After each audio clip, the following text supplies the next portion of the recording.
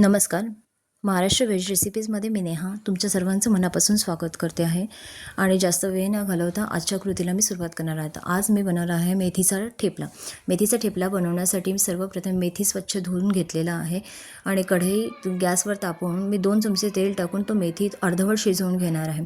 आणि एका साईडला मिक्सरच्या भांड्यामध्ये थोडासा लसूण, आलं आणि हिरवी मिरचीचे तुकडे घेणार आहे आणि जे मेथीचं आपण शिजलेली मेथी होती थोडीशी ती मी त्याच्यातच टाकून त्याचं पेस्ट करून घेणार आहे. तर 4 कप मी गव्हाचं पीठ घेतलेलं आहे ताटामध्ये. त्यासाठी ती सर्व मिश्रण मी घेणार आहे मिक्सरमधलं.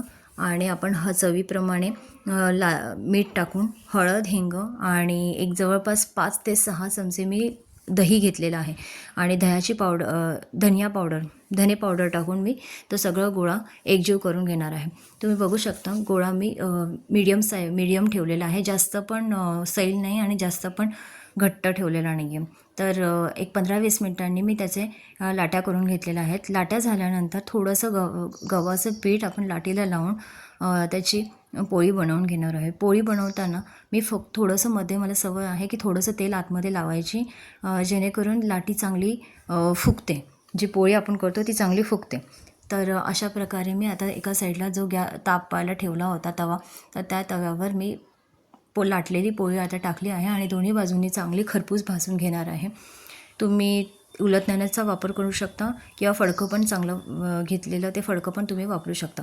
तर यासाठी मी फडक्यानेच चांगली शेकून घेणार आहे दोन्ही बाजूंनी आणि मग नंतर तेल सोडणार आहे. तुम्ही बघू शकता कशा प्रकारे त्याला छानपैकी असे फुगलेली आहे पोळी. तर अशा प्रकारे बाकीच्या सगळ्या पोळ्या मी चांगल्या करून घेणार आहे, खरपूस भाजून घेणार आहे. ती कच्ची राहता कामा नये एवढाच हेतू असतो त्याचा. तर ही जो ठेपला असतो हा ठेपला चांगला मऊ राहतो. तुम्ही कितीही वेळ 4-5 तासानंतर जरी आपण खायला घेतला ना तरी तो मऊ राहतो.